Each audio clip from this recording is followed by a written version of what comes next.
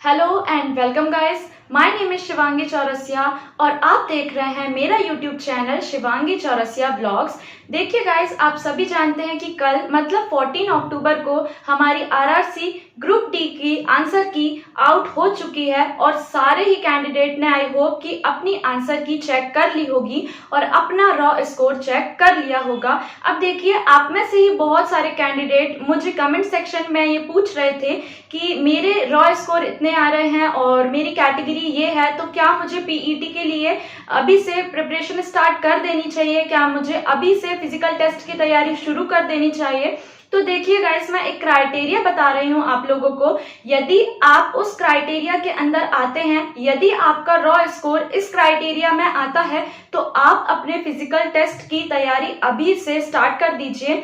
देखिए, जो मैं नंबर बताऊंगी वो अलग अलग कैटेगरी के हिसाब से मिनिमम मार्क्स बताऊंगी कि जो भी कैंडिडेट्स यदि इन मिनिमम मार्क्स के अंदर एक रेंज में आता है तो आपको अपनी तैयारी स्टार्ट कर देनी चाहिए। तो देखिए, सबसे पहले मैं बात करूंगी ओबीसी कैटेगरी की। तो ओबीसी कैटेगरी वाले कैंडिडेट्स यदि उनके रॉ स्कोर 52 से यदि 56-7 के बीच में आ रहे हैं, मैं अभी देखिए मिनिमम मार्क्स की बात कर रही हूं, तो 52 से यदि 56-7 के बीच में भी ओबीसी वाले कैंडिडेट्स के मार्क्स आ रहे हैं और यदि आपके मार्क्स 50 या 51 भी है, तो आप देखिए रिस्क मत लीजिए, थोड़ा थोड़ा फिजिकल की तैयारी अभी से स्टार्ट कर दीजिए।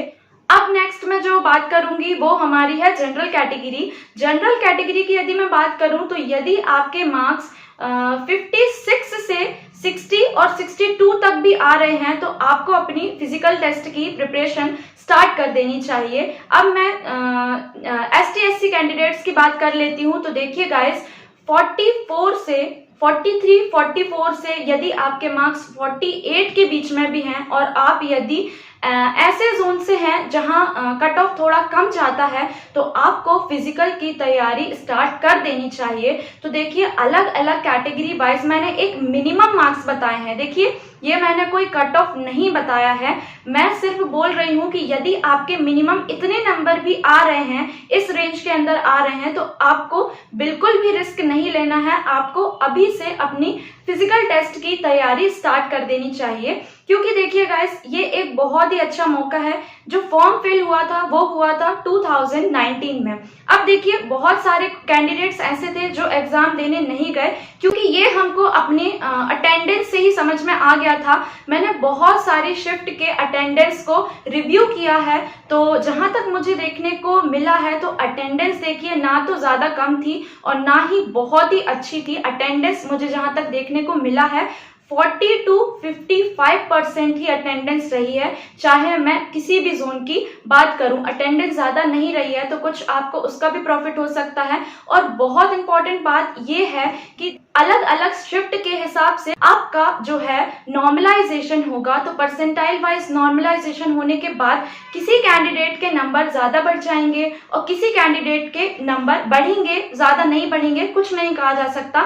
बट देखिए, नॉर्मलाइजेशन में कभी कभी ऐसा होता है कि कैंडिडेट के मार्क्स ज्यादा बढ़ जाते हैं और कभी कभी बहुत कम भी इंक्रीज होते हैं। तो कुछ नहीं कहा जा सकता कि किसी कैंडिडेट का यदि बहुत कम मार्क्स है और नॉर्मलाइजेशन होने के बाद उसके यहां तक मार्क्स आ गए कि उसने कट ऑफ क्रॉस कर लिया है, तो तब के लिए हमको वेट नहीं करना है, क्योंकि किसी भी कैंडिडेट के साथ कुछ भी हो सकता है।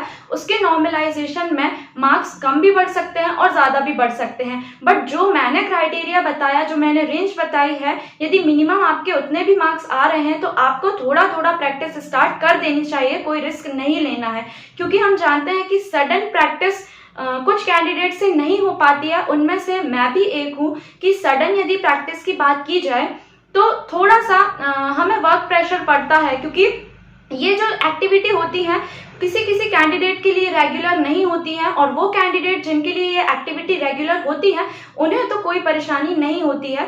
तो फिलहाल तो आपको फिजिकल टेस्ट की तैयारी स्टार्ट कर देनी चाहिए। एक बहुत इंपॉर्टेंट बात ये है कि देखिए, देखा ये गया है कि आरआरबी ने जो हमें आंसर की प्रोवाइड किया, तो उस आंसर की में उनके थ्रू जो राइट आंसर है और हमारे थ्रू जो राइट आंसर है वो बहुत ही अलग अलग है। मतलब कि बहुत सारे कैंडिडेट्स को ये प्रॉब्लम आ रही है कि हमने अपना आंसर तो सही किया है बट वो आरआरबी उसे गलत शो कर रहा है, क्योंकि बहुत सारे आंसर हमारे गलत वहां पे शो हो रहे हैं सही होने के बावजूद। तो देखिए, ऑब्जेक्शन रेज का जो ऑप्शन है वो लिंक एक्टिवेट हो चुकी है। तो आपको जहां जहां भी लग रहा है कि हमारा ये क्वेश्चन सही है फिर भी उनकी तरफ से गलत शो हो रहा है, तो आपको जरूर वहां पे ऑब्जेक्शन रेज करना चाहिए ताकि आपके मार्क्स बढ़ें। तो फिलहाल तो देखिए, आपको अपनी आंसर की अच्छे से देख लेनी है, मैच कर लेनी है, और जो क्वेश्चन आपने सही किए हुए हैं और आरआरबी उन्हें गलत शो कर रहा है तो वहां पे आप ऑब्जेक्शन रेज करेंगे।